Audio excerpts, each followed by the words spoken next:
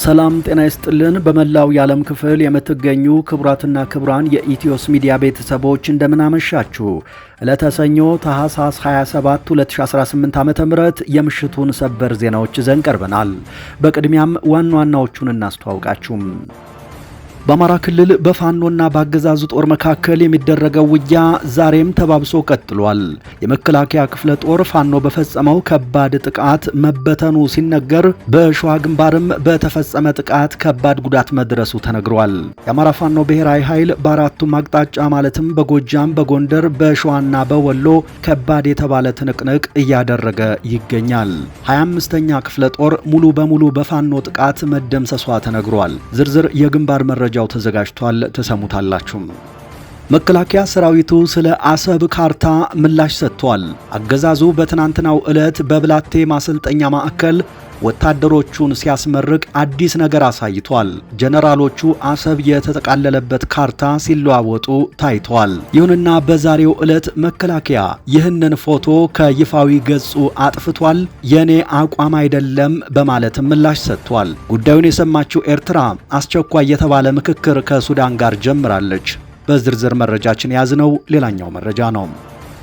በምክትል ፕሬዝደንቱ ቤት ላይ ተኩስ ተከፈተ። በአሜሪካ ምክትል ፕሬዝደንት ጄዲ ቫንስ መኖሪያ ቤት ላይ ጥቃት መፈጸሙ ተገልጿል። ይህ በእንዲህ እንዳለ የአፍሪካ ሕብረትም መግለጫ ያወጣ ሲሆን በቬንዙዌላ እየተካሄደ ያለው ሁኔታ አሳስቦኛል ሲል አሁን አመሻሹን መግለጫ አውጥቷል። ትራምፕ ቁጣቸው እየጨመረ ሲሆን በተለያዩ አምባገነን መንግስታትና መሪዎች ላይ እርምጃን አጠናክሬ ቀጥላለሁ ብለዋል። ይህ በእንዲህ እንዳለ የቬንዙዌላው ፕሬዝዳንት ኒኮላስ ማዱሮና ባለቤታቸው በካቴና ታስረው ብሩክሊን ከሚገኘው ማቆያ ወደ ማንሃታን ፍርድ ቤት ተወስደዋል።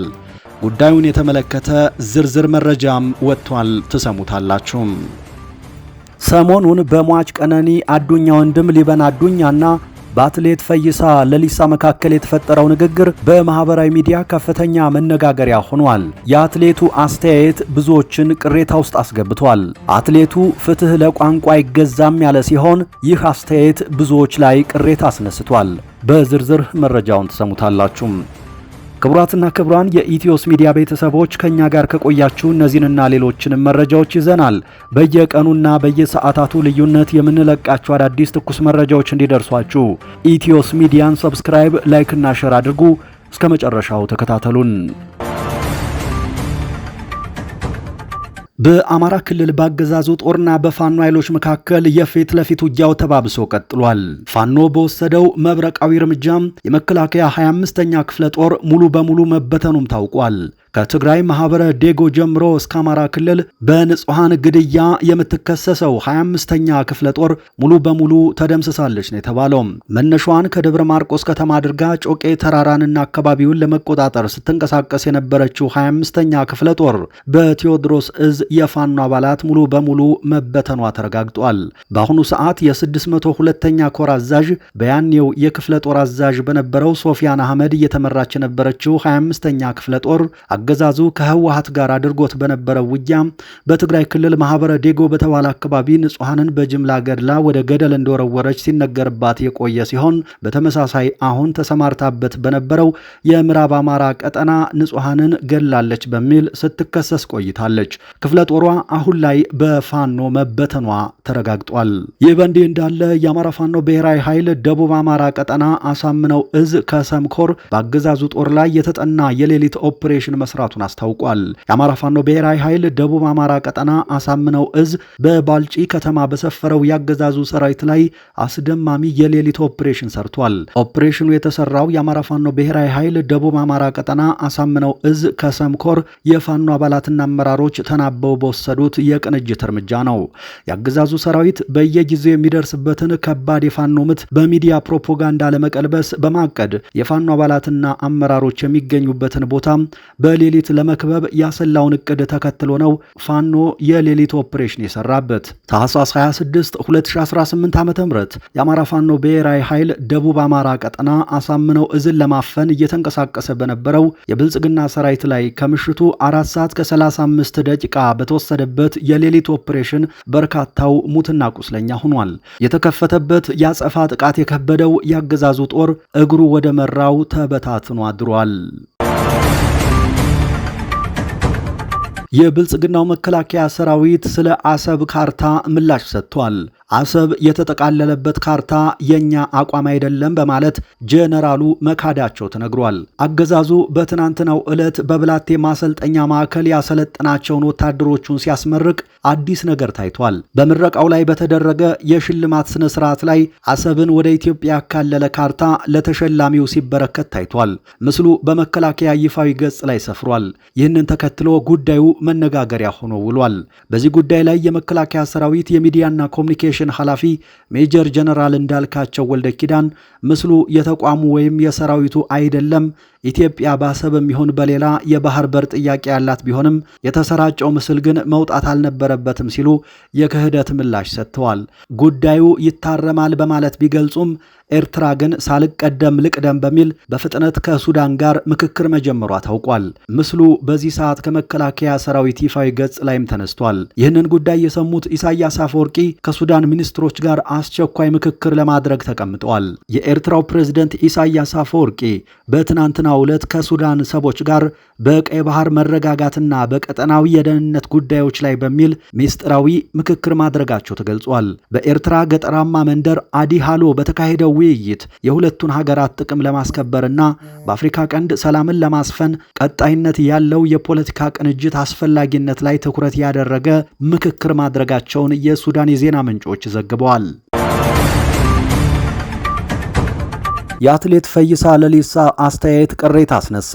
አትሌቱ ፍትህ ለቋንቋ አይገዛም ሲል ተናግሯል። ሰሞኑን በሟች ቀነኒ አዱኛ ወንድም ሊበን አዱኛና በአትሌት ፈይሳ መካከል የተፈጠረው ንግግር በማህበራዊ ሚዲያ ከፍተኛ መነጋገሪያ ሆኗል። ሊበን ስለ እህቱ ሞትና ስለ ፍትህ ማጣት በቪዲዮ ማብራሪያ ሲሰጥ የአትሌት ፈይሳ ለምን በአማርኛ ታብራራለህ፣ በኦሮሞኛ አብራራ፣ ጎጃም ሄደህ አብራራ የሚል ይዘት ያለው አስተያየት መስጠቱ በብዙዎች ዘንድ ቅሬታንና ግራሞትን ፈጥሯል። ቀደም ባሉት ዓመታት አትሌቱ ከኢትዮጵያውያን ጋር አብሮ በመቆም ለፍትህ ሲታገል የነበረ ቢሆንም አሁን ግን በደል ለደረሰበት ወገን ድምፅ ከመሆን ይልቅ በዚህ ቋንቋ አውራ፣ በዚህ አታውራ በሚል በብሔር ላይ ያተኮረ ንግግር ማድረጉ ወደ ኋላ መሄድ ነው ሲሉ ብዙዎች ወቅሰውታል። የብዙዎች አስተያየት የሚከተሉትን ነጥቦች ያነሳል። አንደኛ፣ የሰው ልጅ ፍትህ በሚጠይቅበት ሰዓት ትኩረት ሊሰጠው የሚገባው ለደረሰበት በደል እንጂ ለሚናገረው ቋንቋ መሆን የለበትም። ሁለተኛ፣ ዓለማችን በእውቀትና በስልጣኔ ወደፊት እየተራመደች ባለችበት ወቅት በቋንቋ ልዩነት ላይ ተንጠልጥሎ ሰውን ማግለል ተገቢ አይደለም። ሶስተኛ፣ ድምፅ መሆን ካልቻለ ዝምታ ይሻላል። የእሱ እህት ብትሆንስ እንዲህ ይል ነበር ወይ የሚሉ ጥያቄዎችም እየተሰነዘሩ ይገኛሉ። ሰው በመሆናችን ብቻ ለተበዳይ መቆም ሲገባን በቋንቋና በብሔር ልዩነት ምክንያት የሰውን ሲቃይ ችላ ማለት ለማህበራዊ እሴታችን የማይመጥን ተግባር መሆኑን በርካቶች እየገለጹ ይገኛሉ። እናንተስ በዚህ ጉዳይ ምን ትላላችሁ? የሰው ልጅ የደረሰበትን በደል ለመግለጽ በፈለገው ቋንቋ የመናገር መብቱ እንዴት ይታያል? ኮሜንት ላይ አስፍሩልን። በምክትል ፕሬዝደንቱ ቤት ላይ ተኩስ ተከፈተ። በአሜሪካ ምክትል ፕሬዝደንት ጄዲ ቫንስ መኖሪያ ቤት ላይ ተኩስ መከፈቱ ተገልጿል። የሲንሲናቲ ፖሊስ አንድ ተጠርጣሪን በቁጥጥር ስር አውያለሁ ብሏል። ድርጊቱ በተፈጸመበት ወቅት ምክትል ፕሬዝደንቱ ግን በመኖሪያ ቤታቸው ውስጥ አልነበሩም ሲል ፎክስ ኒውስ ዘግቧል።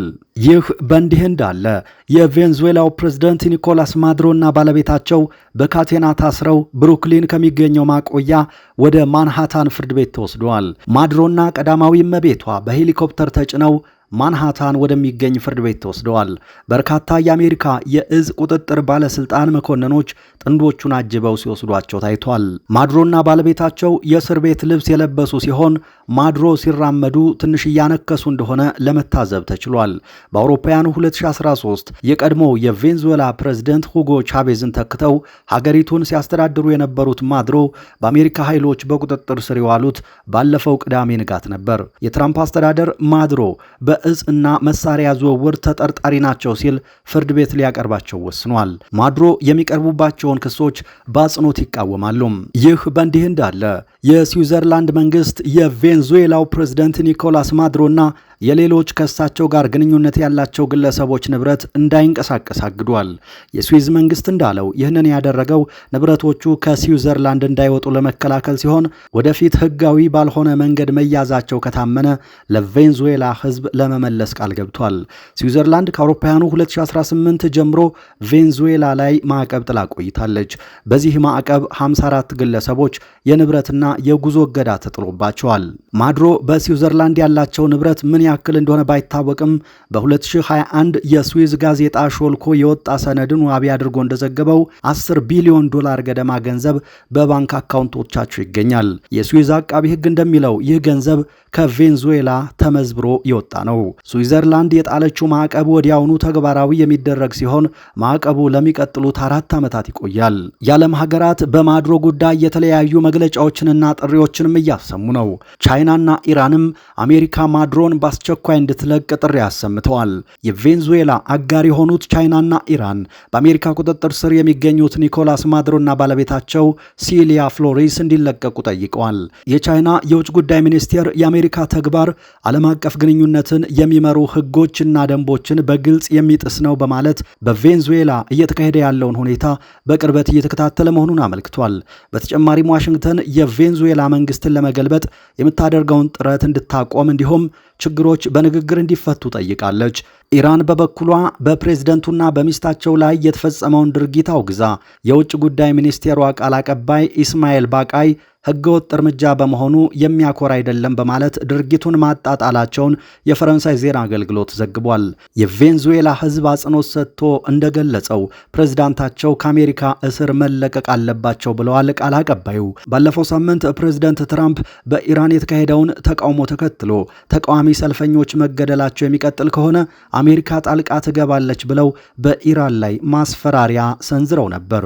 የኢራን የውጭ ጉዳይ ሚኒስትር የትራምፕ ዛቻ ግድ የለሽና አደገኛ ነው በማለት ምላሽ ሰጥተዋል። ይህ በእንዲህ እንዳለ የአፍሪካ ህብረት በቬንዙዌላ እየተካሄደ ያለው ሁኔታ በጥልቀት እያሳሰበው መሆኑን ምሽት ላይ ባወጣው መግለጫ ገልጿል። የአፍሪካ ህብረት የቬንዙዌላው ፕሬዝደንት ኒኮላስ ማድሮ ታፍነው መወሰዳቸውንና በተቋማት ላይ እየደረሱ ያሉ ወታደራዊ ጥቃቶችን ጨምሮ በሀገሪቱ ያሉት ሁኔታዎች በጥልቀት እያሳሰቡት መሆኑን ገልጿል።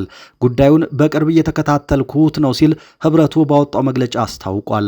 ህብረቱ ለዓለም አቀፍ ህጎች በተለይም ለሀገራት ሉዓላዊነትና ግዛታዊ አንድነት መጠበቅና ራሳቸውን በራሳቸው የማስተዳደር መብት መረጋገጥ ያለውን ጽኑ ቁርጠኝነት አረጋግጧል። ይህም የሀገራት ሉዓላዊነትና ራስን በራስ የማስተዳደር መብት በተባበሩት መንግስታት ድርጅት ቻርተር በግልጽ የተቀመጠ መሆኑን ያመላከተው ህብረቱ በሀገራት መካከል የሚነሱ ግጭቶችና አለመግባባቶች መፈታት ያለባቸው በንግግርና በሰላማዊ መንገድ መሆን እንዳለበት አጽንኦት ሰጥቶ ገልጿል። አፍሪካ ግን በርካታ አምባገነን መሪ ያለባት መሆኑን ተከትሎ መግለጫው በአስቸኳይ መውጣቱ ምናልባት እጣፋንታ ወደኛ እንዳይመጣ በሚል ይመስላል። የአፍሪካ ህብረት መግለጫ ይቀጥልና በአባል ሀገራት መካከል እንዲህ አይነት አለመግባባቶች ሲፈጠሩ በመልካም ጉርብትና መንፈስና በጋራ ትብብር መርሆች ላይ ተመስርቶ ህገ መንግስታዊና ተቋማዊ ማዕቀፎችን ተከትሎ በንግግርና በሰላማዊ መንገድ መፈታት ይገባዋል ይላል። የተወደዳችሁ አድማጭ ተመልካቾቻችን ከኢትዮስ ሚዲያ ለምሽቱ ያዝናቸው አዳዲስ መረጃዎች እነዚህ ነበሩ። ከቆይታ በኋላ ሌሎች መረጃዎችን ይዘን ድጋሜ እንገናኛለን። እስከዛው በያላችሁበት የዓለም ክፍል ሰላም ጊዜ ተመኘን።